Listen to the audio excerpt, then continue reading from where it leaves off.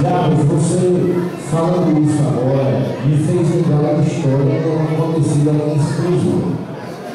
No final do ano passado, houve um acidente grave aqui, onde faleceram 13 pessoas. Entre as 13 estava a esposa do diretor da UEPB Paz. E a solução que ele encontrou para dar atenção ao filho dele foi pedir autorização a agente professores para levar o filho dele para a universidade, para ele ter uma companhia do filho com as meninas dele. Então, para mim, foi uma brilhante atitude. Para onde ele vai, que ele teve a oportunidade de estar na colação de dela da UEPB, a qual ele foi o padrinho, geralmente sempre com sua esposa, ele entrou com o filho dele.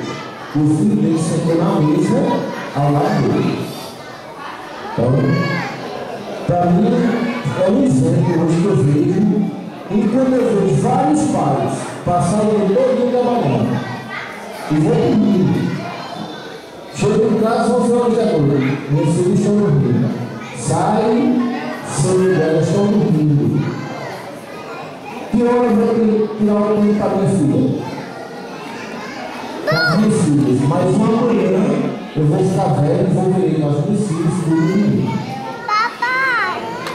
O menino, eu estou usando comigo. É tanto que agora eu já deixei 2 anos na semana para meus filhos. E pretendo no futuro próximo janeiro. Muito bem. Eu gostaria para partilhar uma coisa com vocês. Foi uma dificuldade, eu sei que é. E foi uma dificuldade para